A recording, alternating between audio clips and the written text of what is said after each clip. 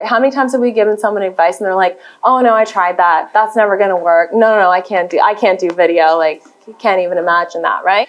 So what we can do to bypass the critical faculty, to bypass the conscious mind, is to go, all right, so metaphors. So metaphors use the language of the mind, symbols, and hypnotic language to create powerful healing stories that help your clients to resolve problems at the unconscious level, often without their conscious awareness. So remember how earlier I talked about how people would come in, for example, to quit smoking with Milton Erickson, and they'd say, so weird, like he didn't hypnotize me, but suddenly I just don't feel like smoking anymore. So a big part of it was the language patterns, and another big part of it was he would just tell stories. So people would sit down with him and feel like he was just telling them stories for an hour and then leave. But what he was doing was he was actually creating really, really powerful metaphors that actually changed the internal picture of the client, of the person that he was working with, to give them a resource that allowed them to create the outcome that they were looking for.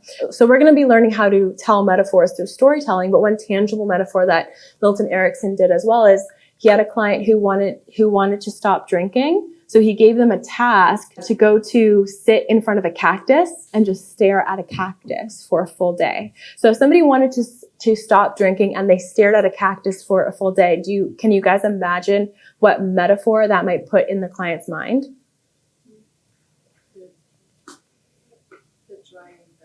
That it can go all day without a drink, right? Very, very powerful. So there can be tangible metaphors like that. And today what we're going to be learning about is storytelling metaphors. Also, some of the world's greatest speakers, they don't actually share any of these, tangible frameworks like I teach. They just tell stories, like Les Brown, for example.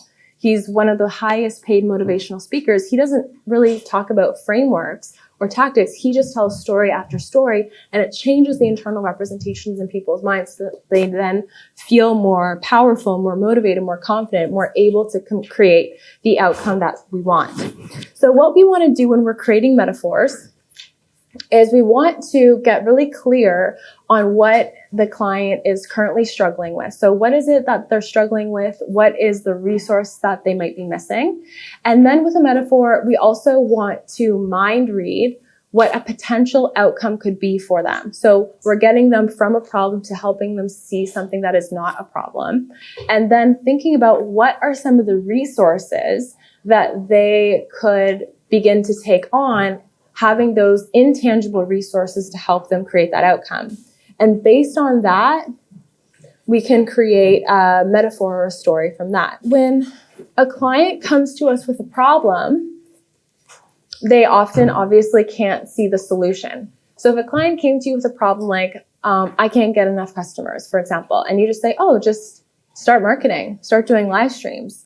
If you just instantly try to give them an outcome or solution, their conscious mind is going to reject that. It's going to say, no, that didn't work, right? How many times have we given someone advice and they're like, oh no, I tried that. That's never going to work. No, I can't do video. Like, you can't even imagine that, right?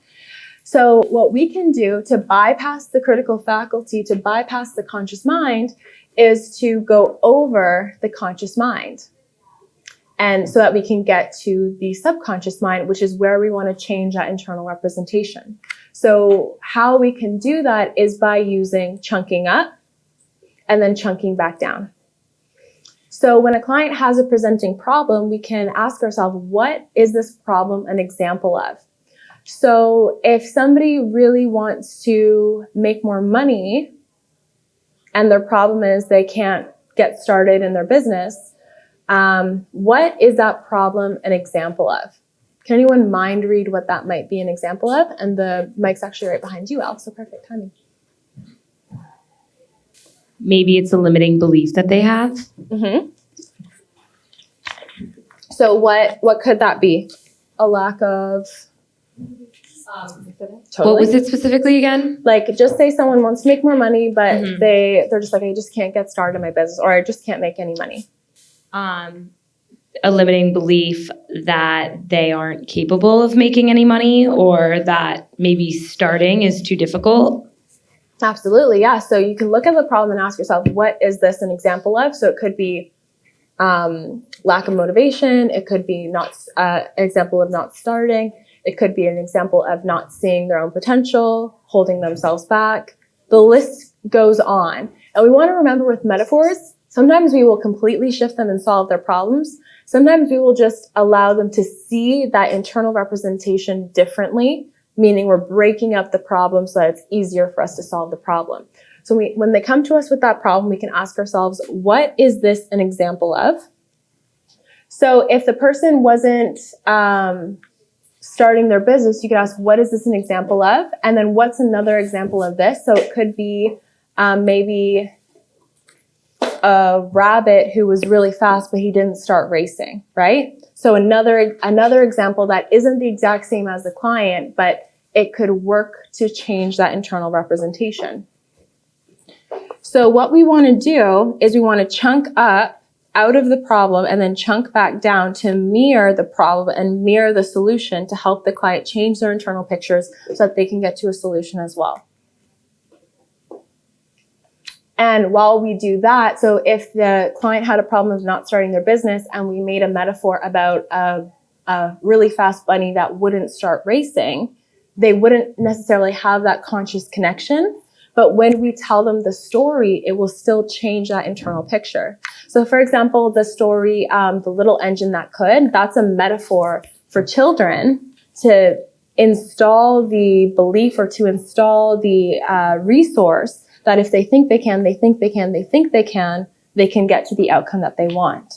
But a child reading that wouldn't say, well, I'm a train, but they still get the message of the story, right? So can we see how stories, books, movies, TV shows, whatever it is, we're watching someone else, but it's changing our internal picture of what's possible for us. And so we can do that with our clients. We can share stories that seem completely unrelated to the situation that they're in, whether the main character is Elsa, or it's a rabbit, or it's a frog, or whatever it is, and it will start to shift that internal picture and help them get outside of their problem. So, does anyone have questions on that so far? No? Okay, so we will talk about creating metaphors. So if we want to create a metaphor, creating a metaphor consists of 4 basic steps. First, we would create characters or objects in the story that correspond to the people and relationships in the actual situation. Some people are keeping something in because they're afraid that it might hurt someone. And so the movie created characters that correspond to people and relationships in the actual situation. Then we want to pace the client's problem by having those characters and objects behave in a similar way to the current situation. So again, having those characters act in that certain way with a similar situation. And again, it doesn't have to be, like, this is such a great example because it doesn't have to be the exact same. Like keeping something inside, it could be telling a secret, it could be not starting the business, it could be not following your love of dance, whatever it is. You're chunking up to ask yourself, what is this an example of? Keeping something inside. And then what is another example of this? Not, sharing your special powers, not starting your dance career. There's so many things that seem different at a conscious level, but will create that shift on the unconscious level. Hi, amazing Yes Supply community. I cannot believe it. I'm recording this video and I just celebrated my first 30K month. Again, I really believe it's in just the mindset, in how I stepped up and I showed up differently in my life and business. And right now we are basically 5 days into the month. So 5 days into the month and I've hit $10,000. And I'm just like, oh my God. Because ultimately what happened after I hit that 30K was like, oh, is this going to be something I can reproduce? Can I continue this momentum? Can I continue being in the right identity? Well, I just really focused on that. I focused on showing up, on taking care of myself, on being on the right frequency and showing up powerfully online. And guess what? It seems like it's still working because day 5 and $10,000. So if right now you're watching this and you're like, how do I do that? Literally soak everything in, everything that Reese is teaching you, everything, and apply it. Take action on it. Apply everything, and I swear to God, it works. So just do the work. Be patient with yourself. Put in the work. It's a journey, not a destination. Focus on the journey. I'm so excited, and I don't know what's happening for the rest of the month, but I know I'm going to keep my momentum going and show up powerfully, and I just know and trust, and I have faith now that this is my new reality. So it's freaking amazing and super exciting. Thank you so much, Reese, again.